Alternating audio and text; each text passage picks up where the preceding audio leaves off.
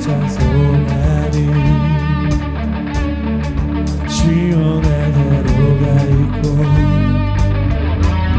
힘없는 자 거기인데 주여 부를 때까지 힘을 얻어 가리. 들으소서 만군의 주 하나님 구하오니 이 땅 축복하소서.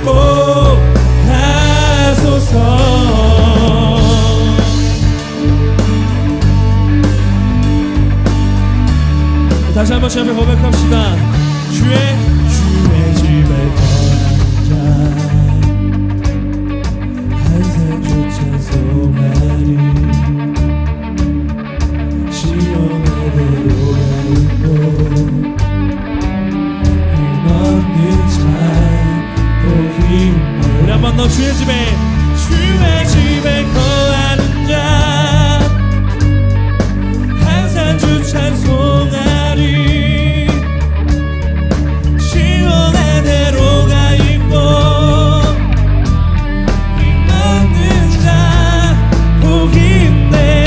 주 얼굴 볼 때까지 힘을 얻어 가리. 들으소서 만군의 주 하나님 구하오니 이 땅 축복하소서. 들으소서 만군의 주 하나님 구하오니 이 땅 축복하소서.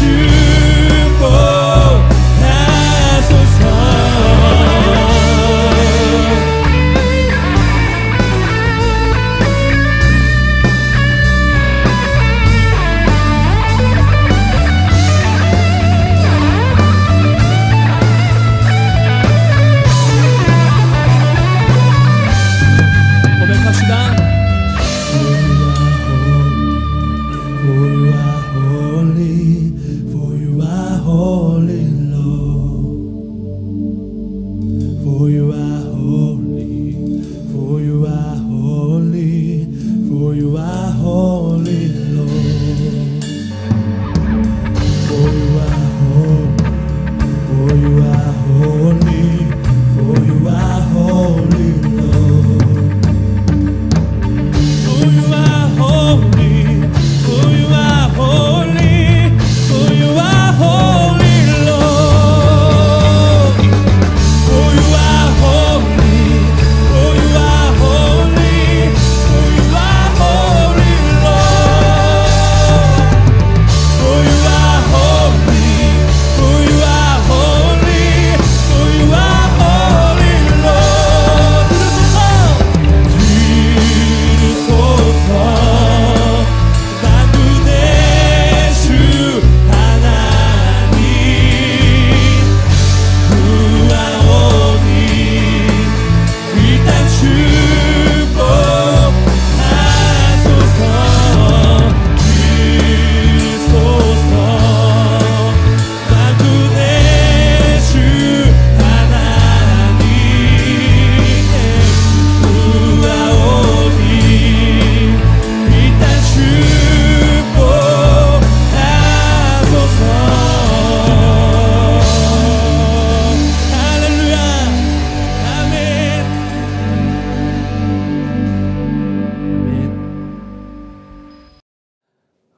이제 우리 사도신경함으로써 신앙 고백하겠습니다.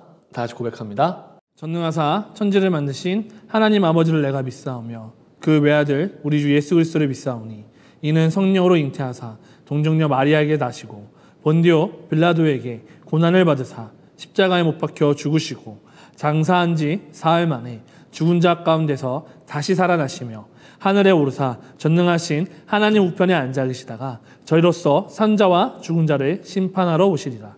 성령을 믿사오며 거룩한 공회와 성도가 서로 교통하는 것과 죄를 사하여 주시는 것과 몸이 다시 사는 것과 영원히 사는 것을 믿사옵나이다. 아멘. 우리가 함께 나눌 말씀은 오늘 마태복음 21장 1절에서 17절까지의 말씀을 다 같이 보도록 하겠습니다.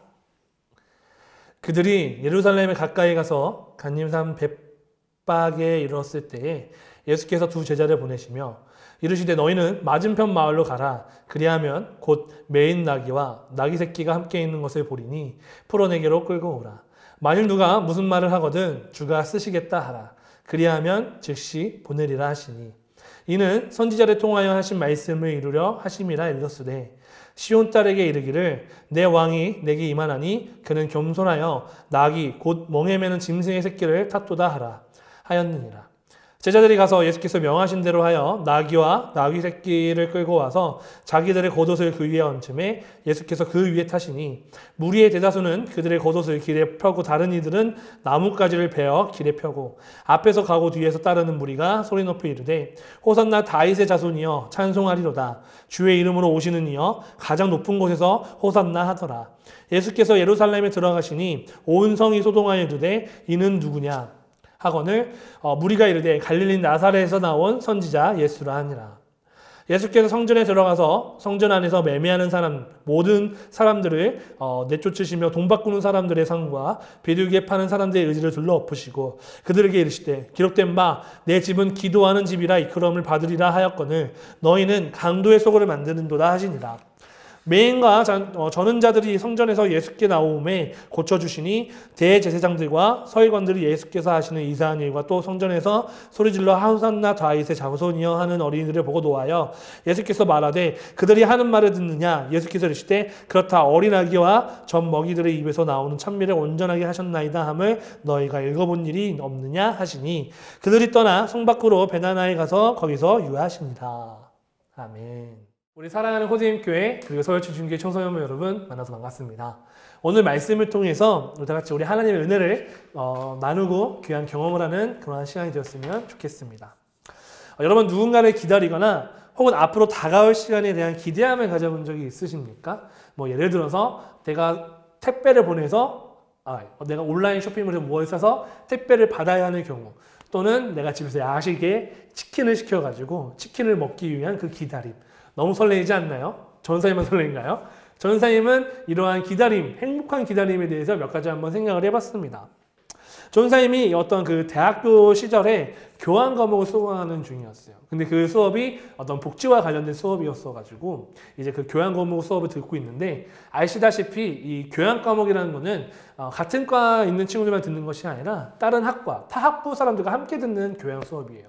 그러다 보니까 어쩔 수 없이 타 학부보다는 우리 학과 친구들이랑 더 친하게 지내고 같이 어떤 조를 이루겠죠. 이제 조별과제를 하다 보니까 다들 이제 사회복지에 관련된 일보다는 이제 신학과하고 기독교 교육과 이렇게 다들 과에 있던 친구들이다 보니까 이 복지 쪽에 관련돼서는 아무도 잘 모르는 거예요.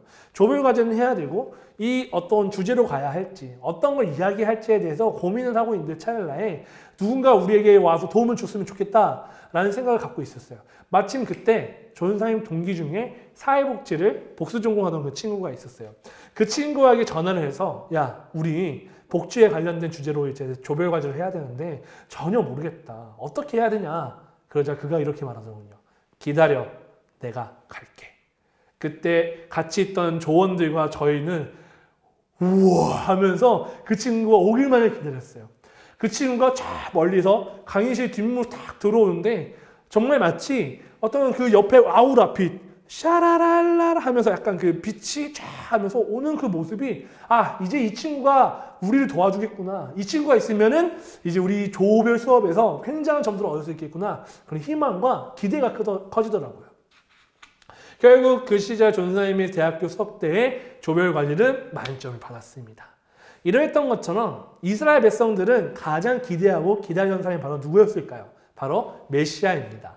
이 땅을 구원할 하나님이 약속한 그 메시아를 기다리고 소망하고 있었습니다.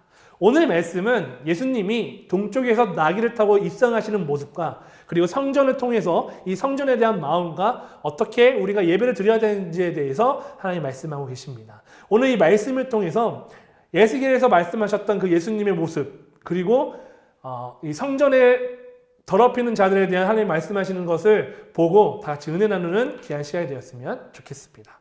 자, 먼저 마태복음 21장 1절에서 11절 말씀을 조금 더 살펴보면은, 자, 예수님은 제자들을 시켜 나귀를 가져오라고 하십니다.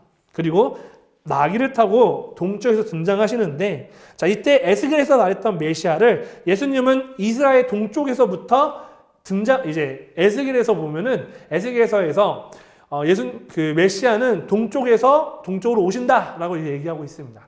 그래서 이 이스라엘에서 조금 멀리 떨어진 마을에서 한 3, 4km 떨어진 그 마을에서부터 나귀를 타시고 동쪽으로 해서 입성하십니다. 그때 사람들의 반응은 어떠했냐면은, 우와! 드디어 오신다! 왜냐하면 그동안 예수님의 업적들을 보았을 때 이분이 메시아임을 이들은 확신할 수밖에 없었습니다. 병든 자를 고치시고, 그리고 죽은 자를 살리시고, 그리고 가난한 자들과 배고픈 자들에게 그들에게 은혜를 베푸셨던 그 모습들은 마치 구약에서 말했던 그런 우리가 약속했던, 우리가 그토록 기다렸던 메시아였기 때문입니다. 그러나 이 메시아에 등장하는 모습에 많은 사람들이 환호하고 했지만 정작 그 모습을 환호하지 않았던 사람들도 있습니다. 바로 대제사장들과 바로 율법주의자들이었습니다. 그들이 생각하기에는 이 메시아가 우리들 중에 나올 수도 있겠다. 왜냐하면 그 구약에서부터 기다렸던 메시아가 언제 왔음을 그들은 확신하지 않았기 때문입니다.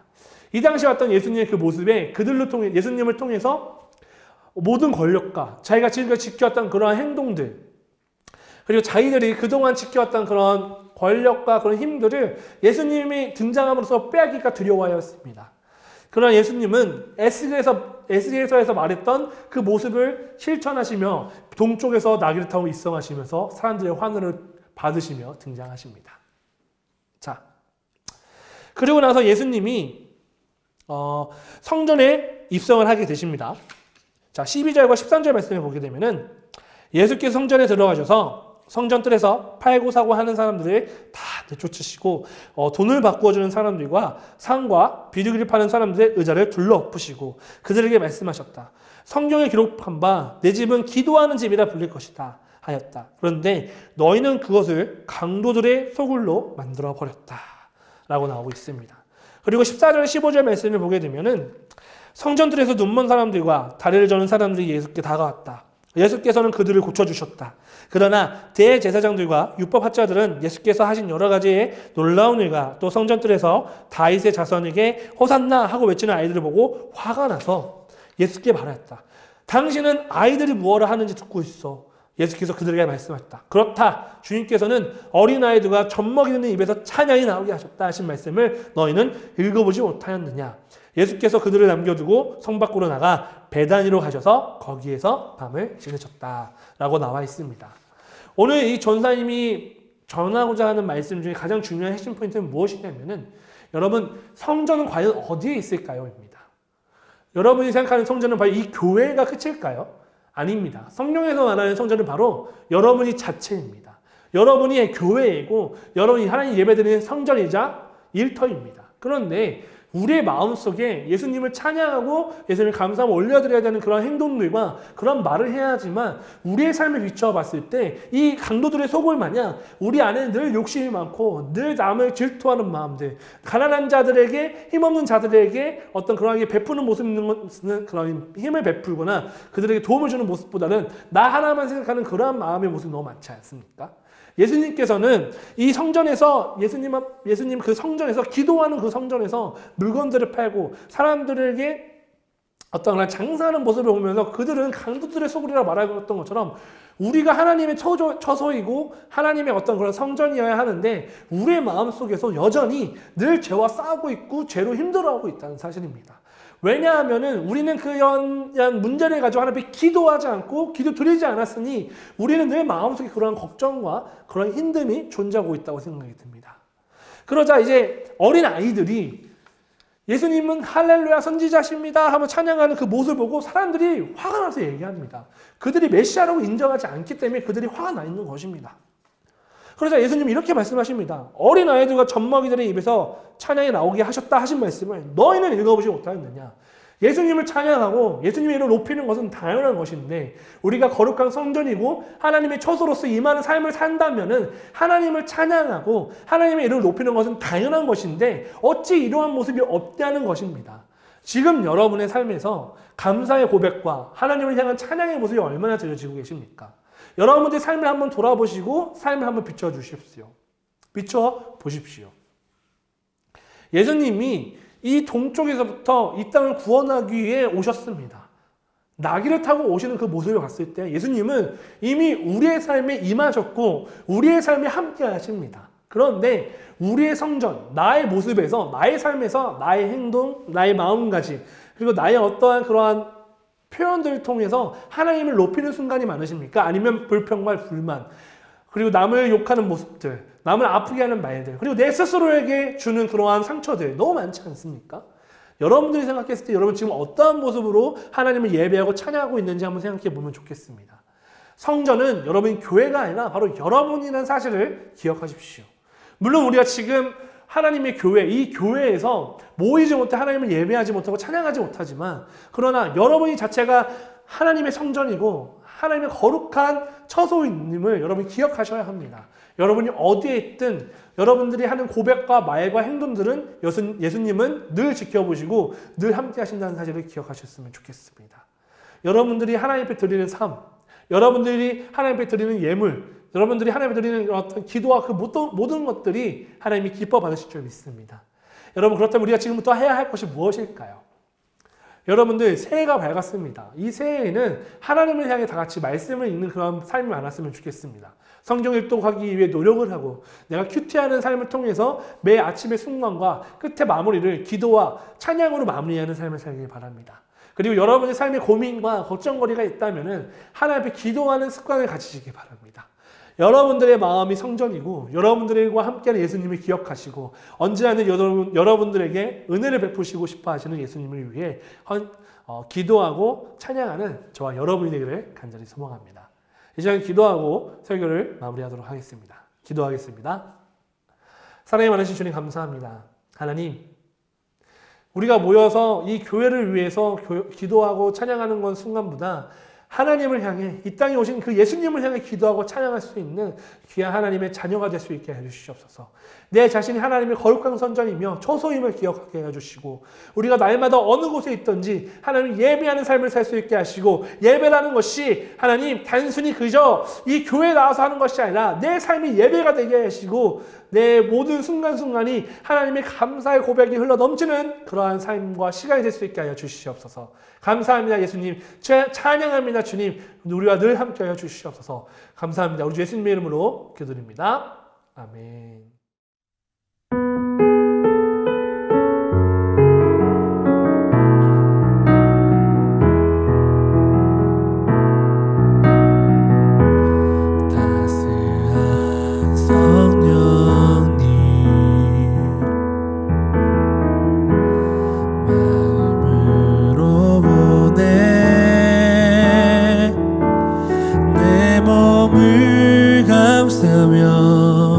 주어지는 평안함 만족함을 느끼네. 사랑과 진리에 한 줄기 빛 보내 내 몸을 감싸며 주어지는 평안함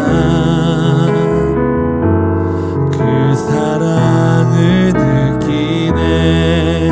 부르신 곳에서 나는 예배하네. 어떤 상황에도 나는 예배하네. 부르신 곳에서 예배하네.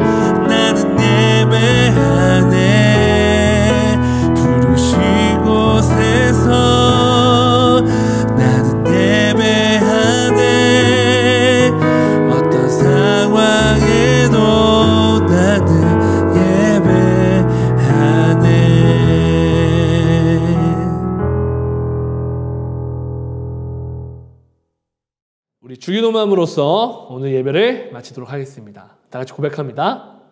하늘에 계신 우리 아버지여, 이름이 거룩히 여김을 받으시오며 나라가 임하오시오며 뜻이 하늘에서 이루어진 것 같이 땅에서도 이루어지이다.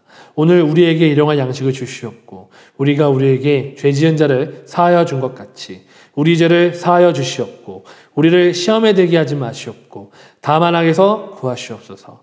나라와 권세와 영광이 아버지께 영원히 있사옵나이다. 아멘.